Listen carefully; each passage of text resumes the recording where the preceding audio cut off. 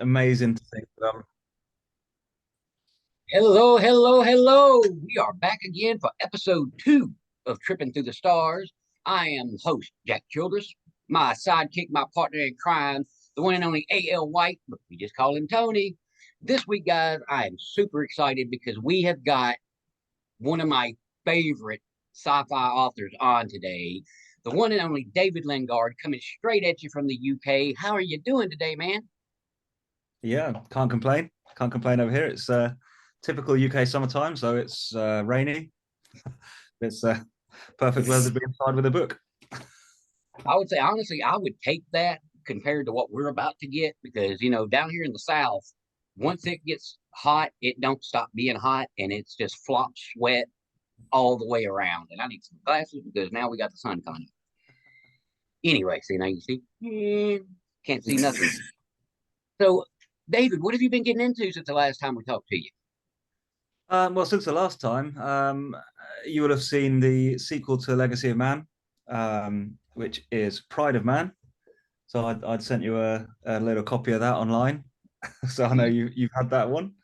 Um, that's it was a really good way to, I think, round off the story for Legacy. So we got to see, it was, well, basically a prequel, wasn't it? So we got to see Charlie's dad and what made the Gap program what it was. Since then, I've also been dabbling a bit in some more fantasy and lit RPG, but I like to skip around my genres a little bit. Okay, now you got me when you brought up lit RPG because our buddy Angel Ramon, he's written Yeah. some stuff like that before. Um, he's referred to there being like a crunchy style and something else. What would you characterize yours as?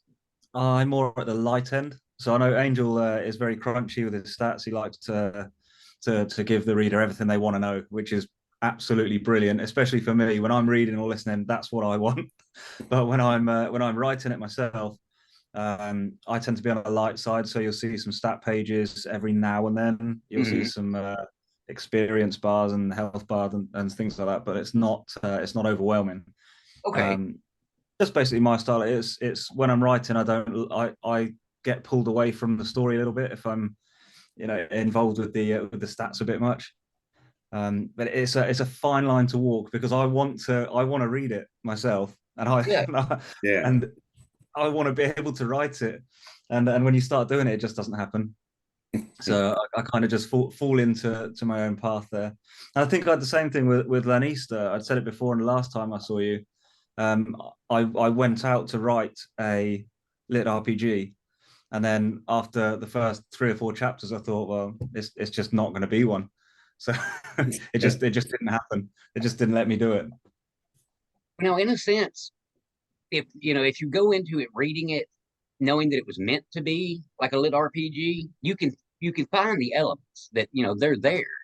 Between it's even got like a base building theme to it. With having the training grounds and everything, and the interactions and having to train these, basically level up, your Yeah, fighters and such. So the elements are there, but it definitely read more like a straight up novel, which is still freaking fantastic. I mean, I highly yeah. recommend any of your books that you've got out to anybody, including Tony. Now, Tony, have we gotten a chance to get you? How have you gotten into Legacy of Man yet? I know you were talking about picking it I up. started reading it at work on or listening to it at work on Friday. I got busy. I meant to start it on Monday, but there's people like you that keep bothering me all day at work. So while I'm trying to listen to something, I have to pull my earbuds out and like they can't do their job. They just whine about stuff like that. So Friday in the afternoon, I got time to start it. Do you have all your books on audio? No, I've got three out on audio, but I've written 16. Okay, Um, we should get them moved. it is fantastically expensive. Yeah, I know, but unfortunately, people like me, I don't have time to read anymore, I'm the so same. I I'm the listen same. a lot. Um, I know that's bad as an author, and it's bad to hear you say the same. It's awful. It's absolutely terrible.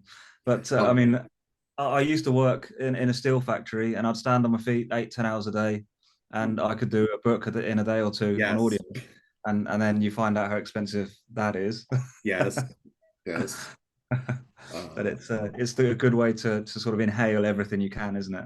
Oh, it is, and it makes the day go by so much better. Yeah. Yes. Yeah, and if you have a long commute, especially like with me coming home in the evenings, I got to deal with some of Nashville's best traffic coming in, and it's such a great distraction. You know, you get engaged in what's happening in the story, so you're not as apt to be like, "I'm gonna rip your head off." You know, you're a little more calm coming home. You know. It must be a public service at this point. So David, we don't ever want to ride with Jack. Unless he's got a book on. Yeah, exactly. Right. That's the safest time to be out with me on the roads because me and people don't get along out there. Whereas unless it's a cliffhanger.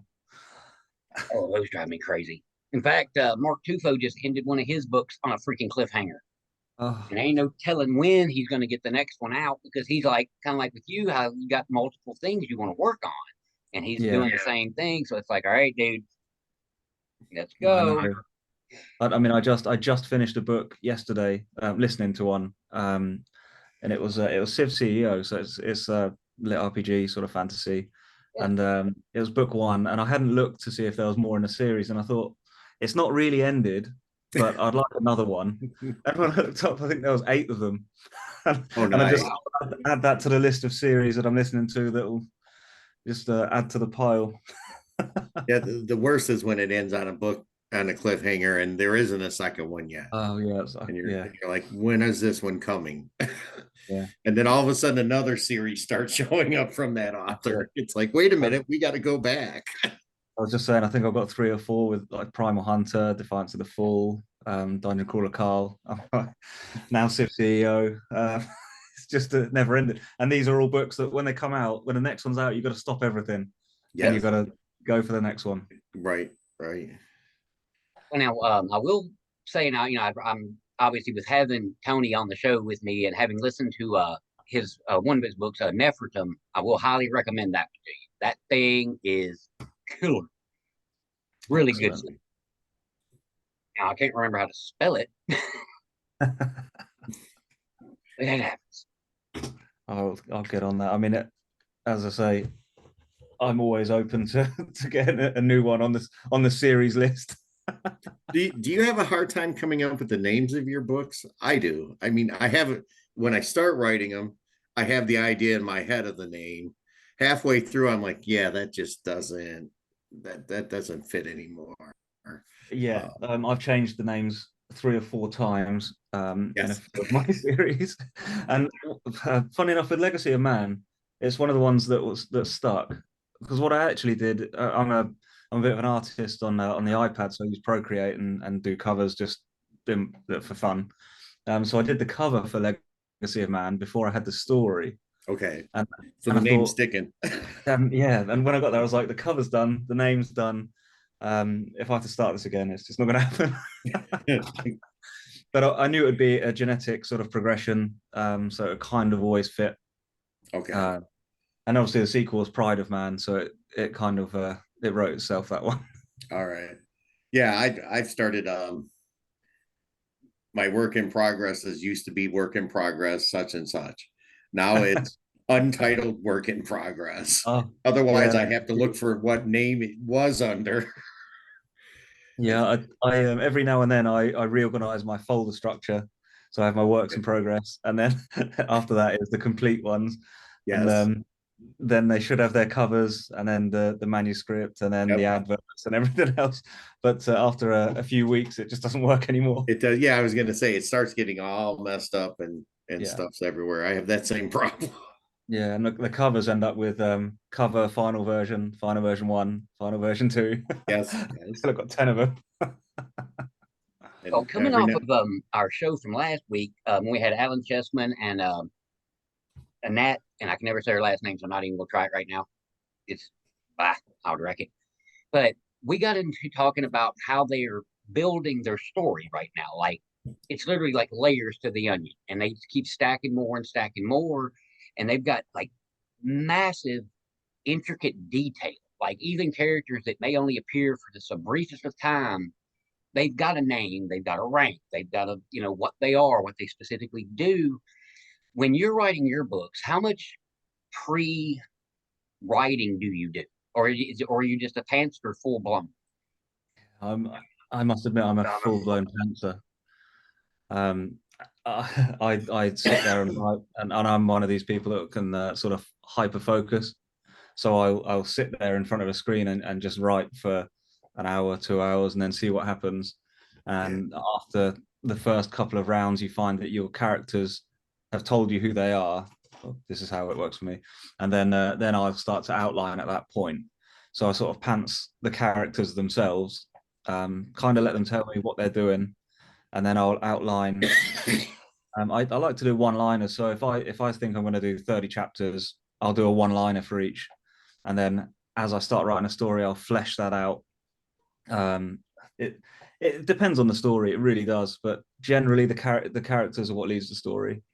For the one I'm writing at the moment, I've got a spreadsheet going, and it's got like 30 tabs. It's got characters, it's got a system rules, got like everything. I've got a map made for it, and it's the first time I've ever done anything so big. But it's so helpful that if I forget who someone is or what they're doing, and it's a tiny little character, I can just go to their tab on the spreadsheet, and there it is, and it's who their brothers are and what kind of weapons they're carrying and everything. Nice. So it does make a difference. Yeah, see, I can totally see myself trying to create something like, like a lit RPG or anything. And in this scene, my character has a specific type of rifle, and then I don't do anything with them for a couple chapters, and I come back around to them, and now suddenly they've got a slingshot.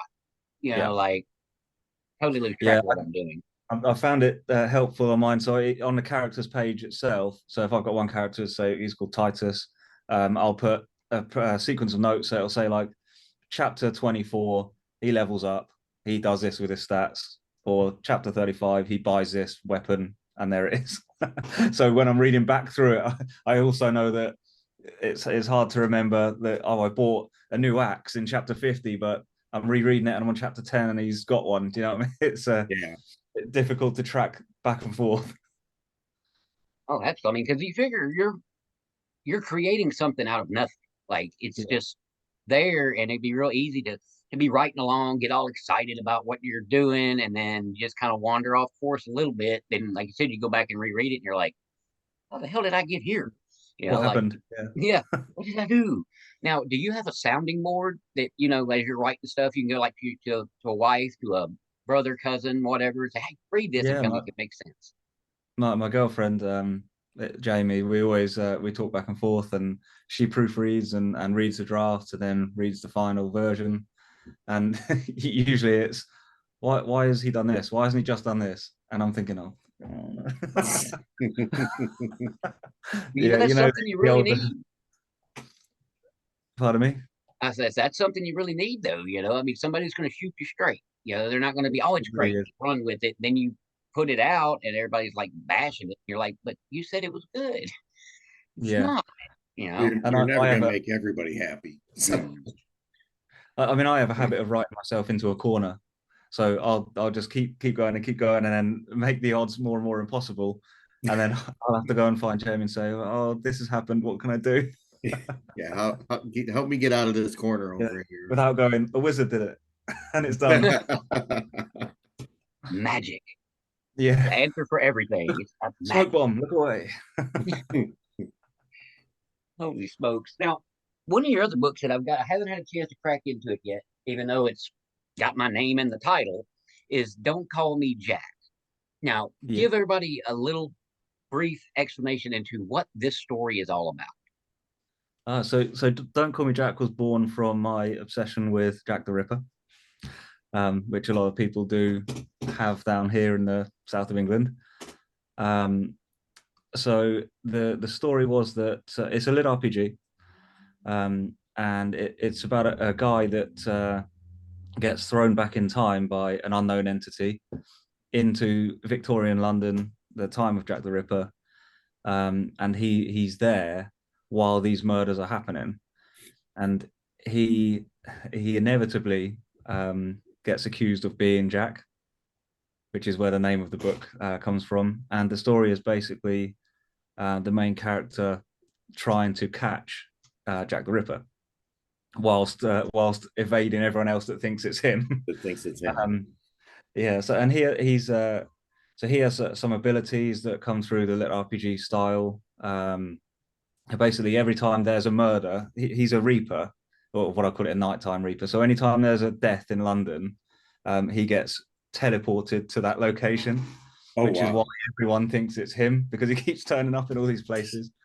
And he levels up by basically harvesting their souls and then setting them on in the afterlife. So he's not a bad guy. He's doing what would generally be bad work, but he's not a bad guy.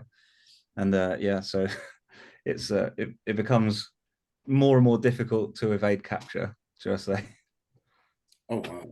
So now I'm definitely on the. I've got to get to reading that one. Got to get to reading that. Said it's hard to find the time these days. I know that one's in audio. Oh, So that's 1 of 3. That's a good one. okay. Well, then that just fixed I was that. just looking to see if it was on audio. Sorry. Yep.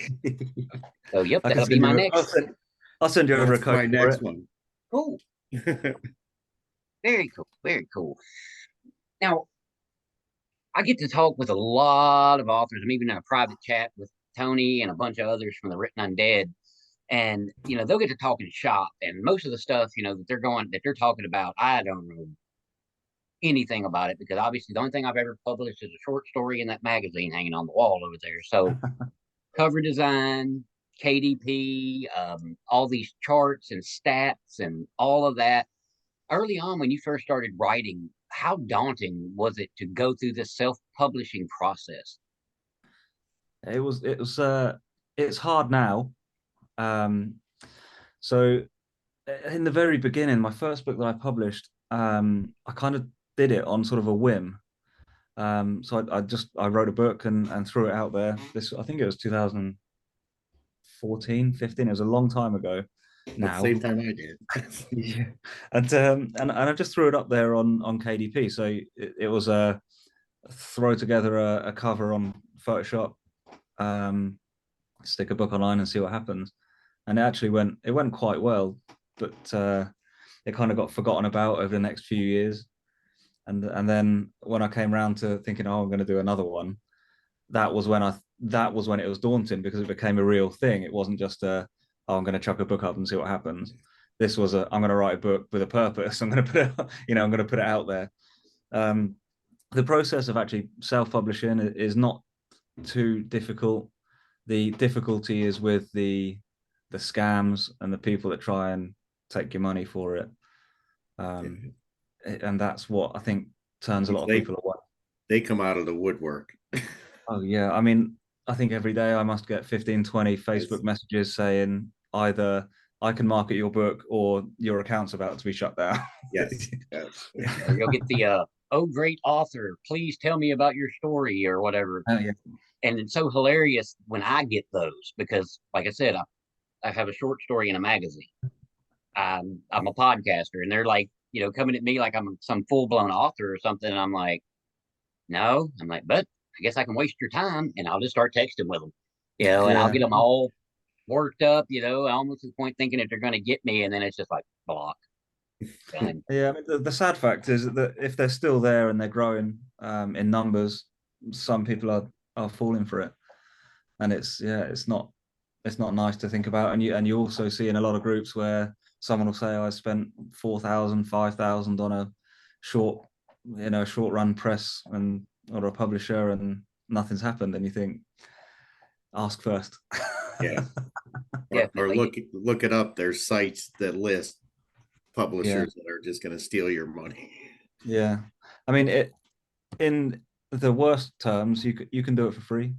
You just like I did in the beginning, you can draw a cover yourself, you can upload your manuscript to KDP. It may or may not be successful, it may or may not be the best it could, but it won't leave you not being able to pay your mortgage. Right.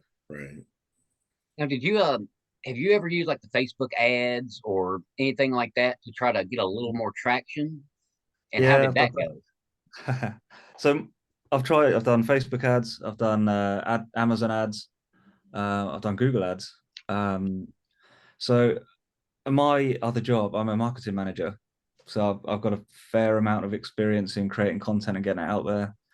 I've done Instagram ads as well. Think about it. um, it's really difficult. The industry itself is large, and it grows every day, which means inevitably the cost to advertise grows every day. Pretty Facebook to an extent is better than I'd say Instagram, TikTok, although they're linked now, Facebook and Instagram. Google, I only use to get traffic to my own website, but where the traffic comes, it doesn't necessarily convert into anything. And I think the Amazon ads, if you can do it right, are worth doing, but it's an easy way to spend all your money. I was gonna say I never had any luck with Amazon ads, Yeah. but I did If spend a lot to not have luck. some people are good at, I mean, they've spent a long time at honing that. And if you do get it to work, you can expect between half of your money back in sales to your money back at the very best. And at the very worst, you lose everything. So the scale of success is not sort of weighted in your favor.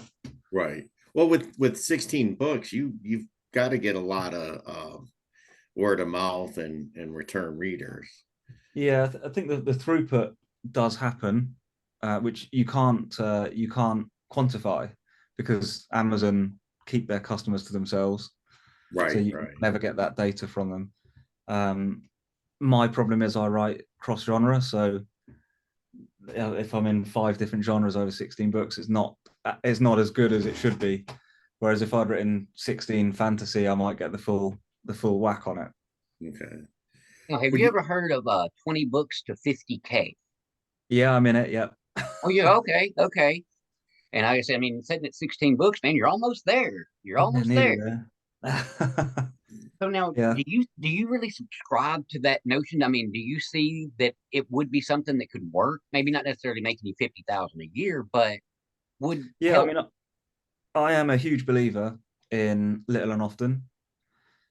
So the philosophy on 20 books to 50K, I believe off the top of my head is something like you sell 20 books a day at a certain price and it gives you 50 grand a year.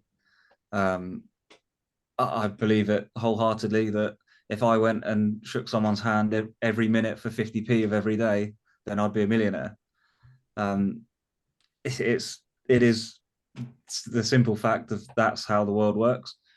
Um, it's getting those sales. It's quantity is difficult. As much as I I do buy into it, the 20 books to 50K I believe is achievable. But I believe it's a full-time job. Much like the advertising, like having to constantly get on Facebook and put your stuff out there, and it's like it seems like it's almost never ending. Like you could really get a person to assist you with it, and it would still be a lot of work. Yeah. And finding those the sweet spot for the amount of posts, the type of content. There's things like, I mean, I'm more used to LinkedIn, not for books and authors, but for other work. And you'll get penalized for things like a dramatic change in your post quantity or frequency. So there are a lot of things behind the scenes. So if you post one post every day and then you miss a few days after a couple of months, you get penalized for it. Or if you oh, do 50 a month and you go to 30 a month the next month, you get penalized for that. oh So wow. there are, yeah, there are some hidden rules that some people know, and then the companies will change. Now, something that I'm kind of going to be keeping an eye on as we go forward. You're talking about these different platforms to advertise through, and you mentioned TikTok. Yeah. And if I saw what I saw on the news this morning, right, the United States has signed the TikTok must go bill into effect or whatever. And I know a lot of authors really rely on TikTok to get the word out there, whether it just be them just going on and telling the joke of the day or whatever, just something to keep them out in the public eye. I'm going to be interested to see how much that affects indie authors here in the States. Now, has there been anything like that proposed in the UK as far as banning TikTok?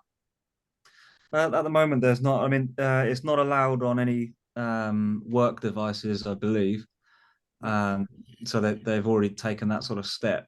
and we tend to follow the US quite closely in policies like that. I don't think it will just cause a shift, I think. So like when Twitter changed over to X, and there was just a mass exodus of authors there, because 4 or 5 years ago, if you asked me what the biggest seller is on online or social media, it'd probably been Twitter.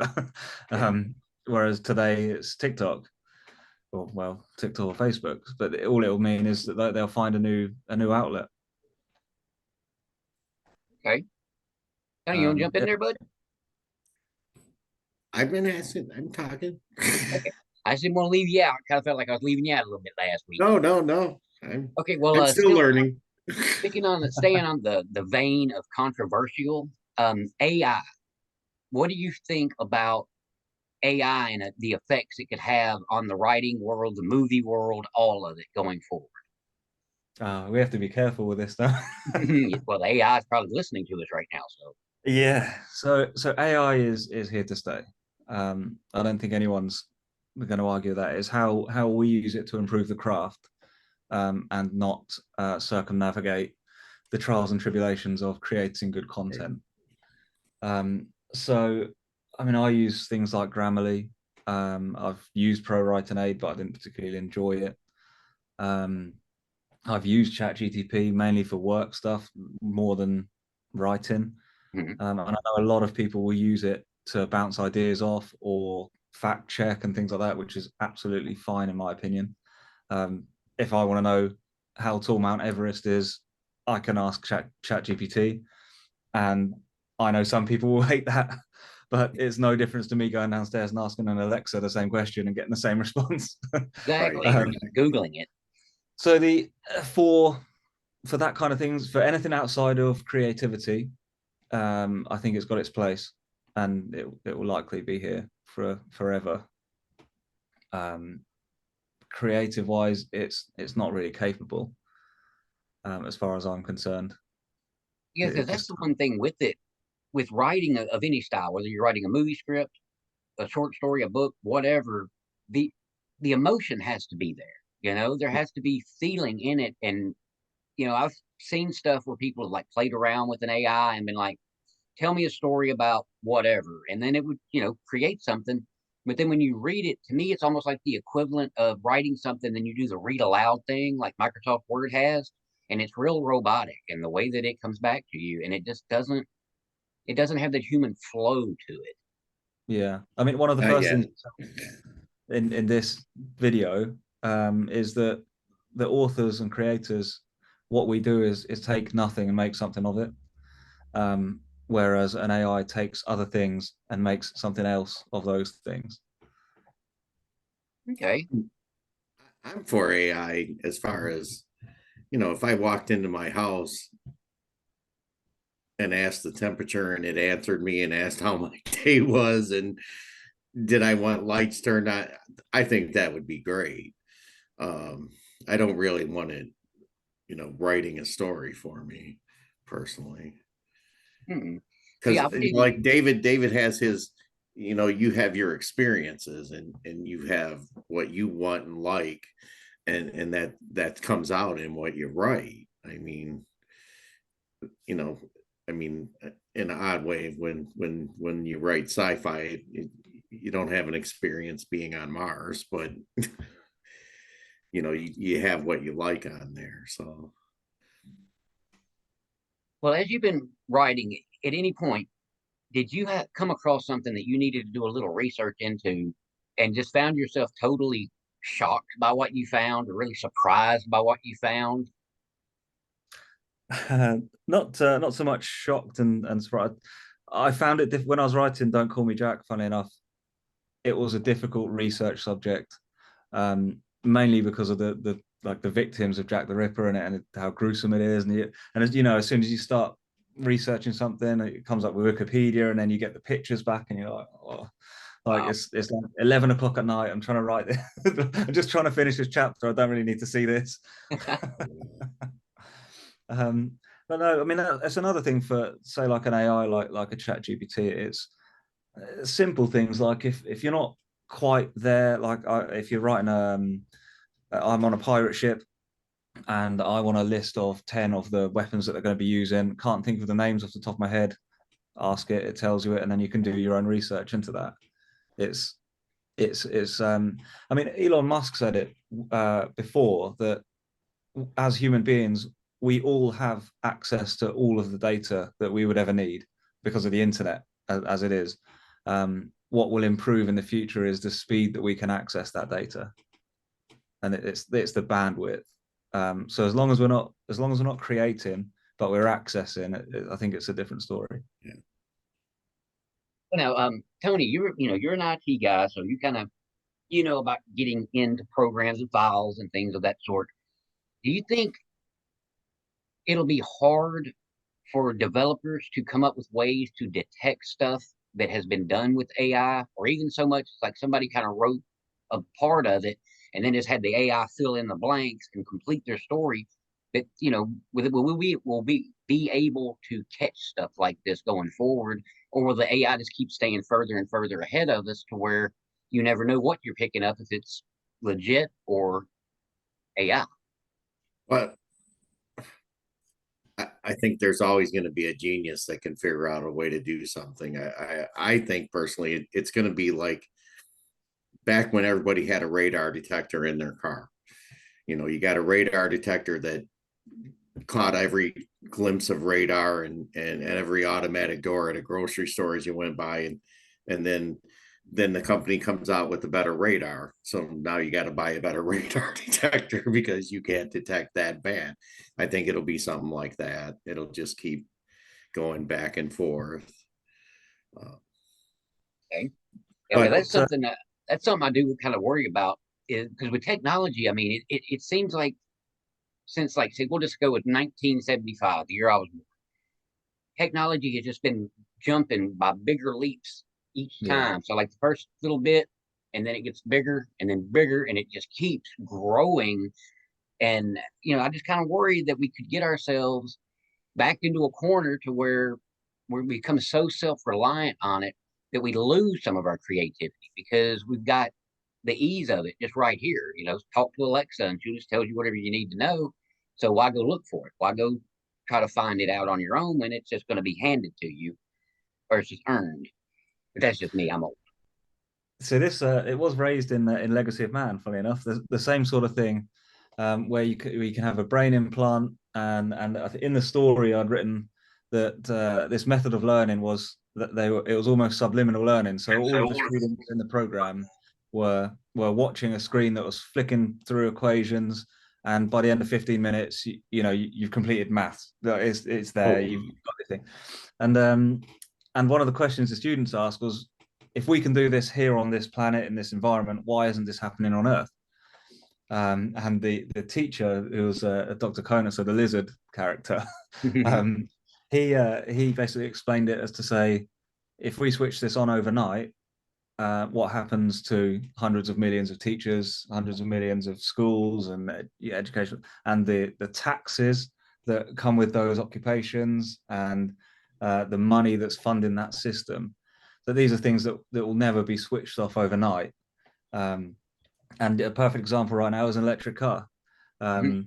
You've got gas car, standard petrol, diesel cars. We know they're bad for the environment. We know that there's issues with them, and we know that electric cars will eventually be the answer to that, but the infrastructure isn't there to support that. So in the same sort of vein, these things don't just happen. They will just it will take decades and decades and decades and phase out and phase in, and that's what we see a lot of. So if you take AI as an example, if we're seeing the consumer version of artificial intelligence, how long has that been available to government, military, as the internet was when that first came out?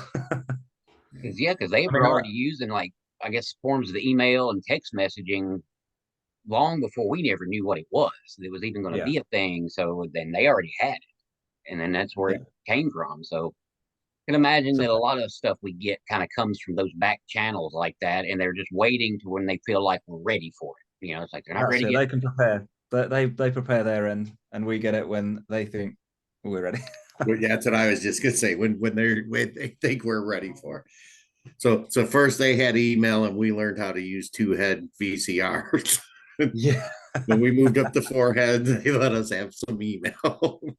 But I will say for on behalf of ChatGPT and the AI. I mean, I code sometimes as well. I use JavaScript, um, and I was running a bit of software the other day. 200 lines of code say that it just wouldn't work, and I'm not a programmer specifically. I just kind of dabble and drop the whole program into ChatGPT and say, "This is broken. Can you fix it?" And then it just spits the code back out again, and Oh, you think, wow. "Wow, like this is the future." Cool. We've got the AI. It's progressing. It's becoming its own thing and all that. But is there some kind of an advancement that you're really looking forward to or hoping that will come along someday that maybe isn't out there yet? Thought to text would be nice, wouldn't Yeah. it? Although that could get dangerous too. You forget Oh that, well, you're thinking something and not realizing, oh, you're sending that right now, dude. yeah. I tell you what, the what I've been doing recently, the last few weeks, I've been dictating. Well, because I've been driving a lot, I've been dictating a lot of the my current work in progress, and it's very quick but very inaccurate. So then what I'll do is at night, instead of writing, I'll find myself editing what I've done, and probably on average, it's the same amount of time to get the same amount of content. Okay.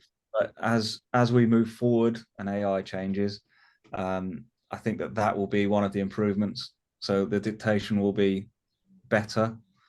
Sort of like predictive text, kind of when that came in. So So do you like dictating? I hate it. I get self-conscious while I'm doing it.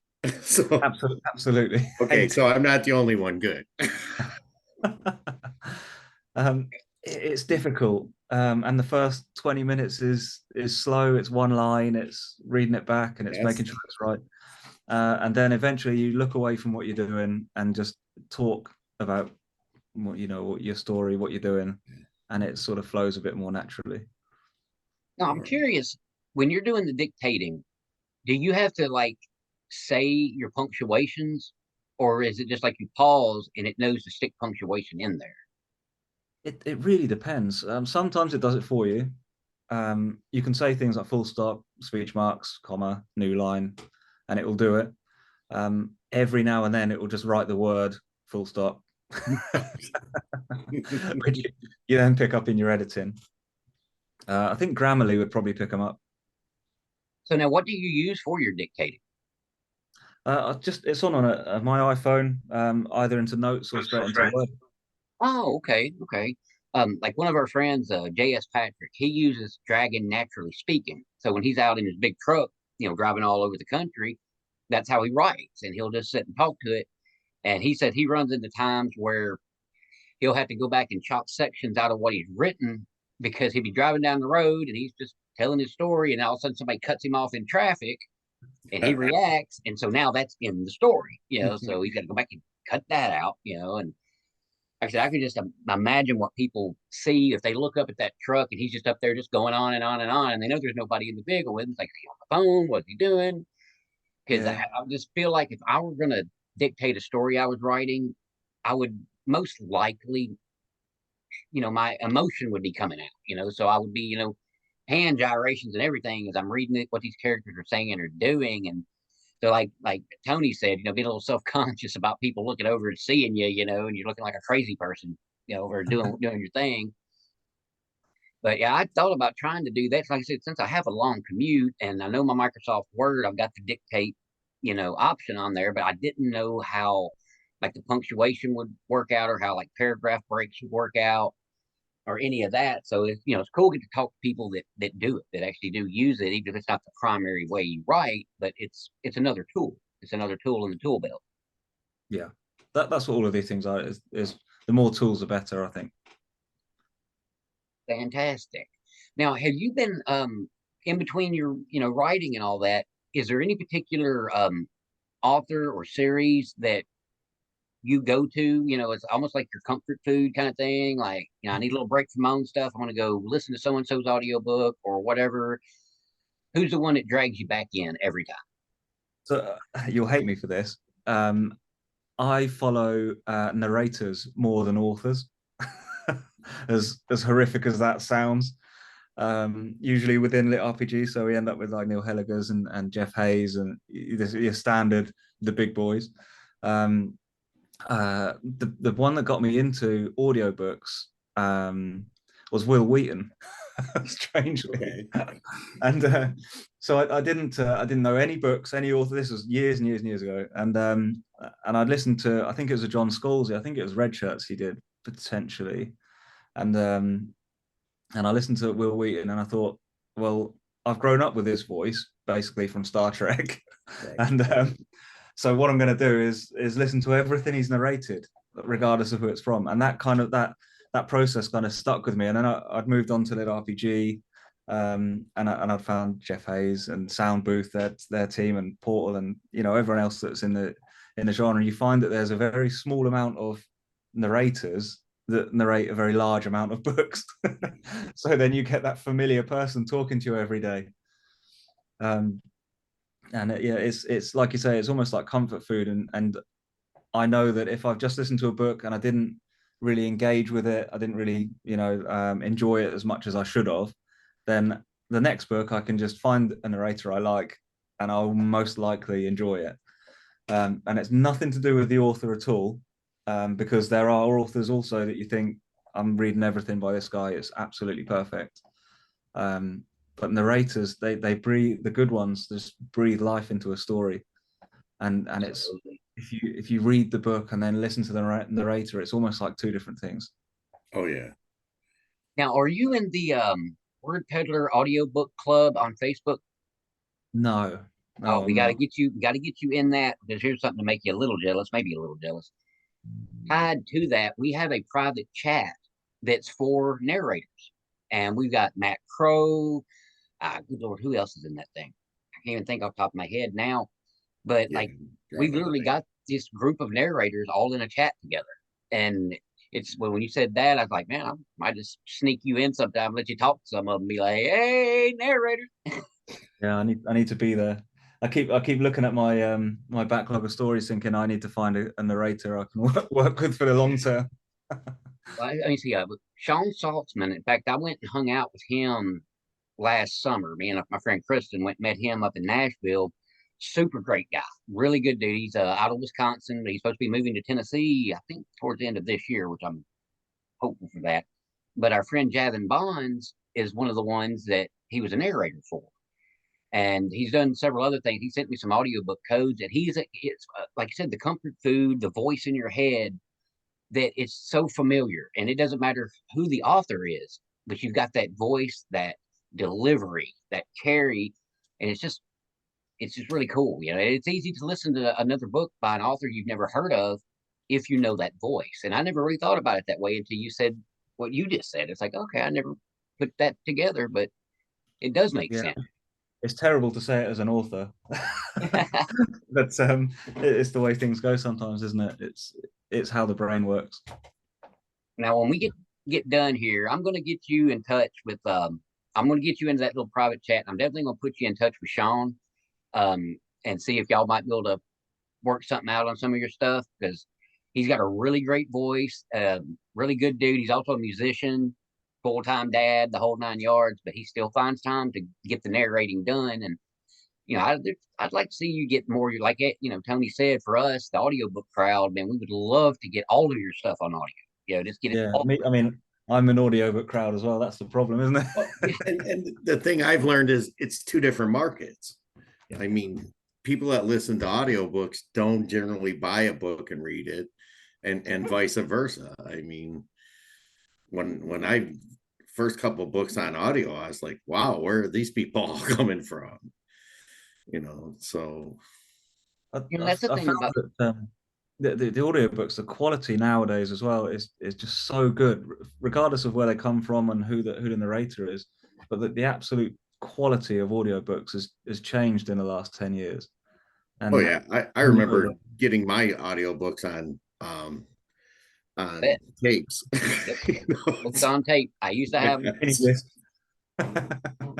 that was my well, actually, I think the first Harry Potter was on that, and the second, all the Harry Potters I listened to after that were all on CD. So luckily back then at work we had CDs on our desktops, so I could listen to that until they made it to where we couldn't use that to listen. You end up with 10 discs. Yes, yes, the little box of them. Some of my favorite audiobooks are the ones where they incorporate sound effects, Yeah, I love it. background noise, some music to a degree. Good example of Star Wars books. You know, they'll have the sound of the lightsabers. If there's a fight going down, you're hearing the blaster fire in the background while the narrator's reading the book. You know, and it's so cool. But I hear it's extraordinarily expensive. Yeah, I mean, I'd listen to sound booth are good for this. You know, sound booth theatre. Um, so they did a full cast theatrical performance of Kaiju, the battlefield surgeon. It's a Matt Dinnerman one, isn't it? And the sound effects, the different characters. It's not just one guy doing the voices. There's a whole cast of people, and you're listening to it thinking, I'm in a theater. It's like it's amazing, and you end up paying obviously more because the quality is there and it's worth it. And by the end of it, you think that was an experience. And then you go looking for full cast audiobooks. Yeah, It's not as common as you'd like it to be, but it's just it's a whole nother level. Okay, well, man, we're starting to get down here towards the end of the full on hour and whatnot. So I got to get it all the information out there that we can get out there. So we're going to start off with Tony over here, buddy. Where can everybody find your works? Amazon, Audible. That's pretty much it. Okay, you know, Goodreads or anything like that? Huh? No Goodreads. Um, I don't really use Goodreads, so Okay. All right, so Amazon, Audible, go out there and get it. David, where can everybody find you, man? Yeah, same Amazon Audible and davidlingard.com is my domain. Yeah, Very cool. I'm also with that Goodreads crowd where I don't particularly go on there, yeah. mainly because I don't like reading my own reviews. Yeah, that's something The- I've heard a lot of recommendations on is don't ever read your reviews. Just no, stay not on away. Goodreads. No. All right, well, guys, this has been a freaking fun time. And, you know, when you get ready to get your next book out, there's a little thing we do in the book asylum where we'll do a book release party for you. So you get ready to get the next one out, let us know, and I'll get you with Jen and Angel and Dungeon Dan, and we'll get you hyped back out there again, my brother. Perfect. Well, Sounds man, good. you enjoy the rest of your evening. I'm gonna guess get up and do laundry. But guys, Need an AI for that. well, guys, there won't be a show upcoming because I will be at the Bigfoot Festival in Townsend, Tennessee, with Richard Ryan Rose and several other people slinging books like we do every year at that time. It's going to be a good time had by all. So for A.L. White, Tony, for David Lingard, I am Jack Childress, and this has been Tripping Through the Stars. Bye. See you later.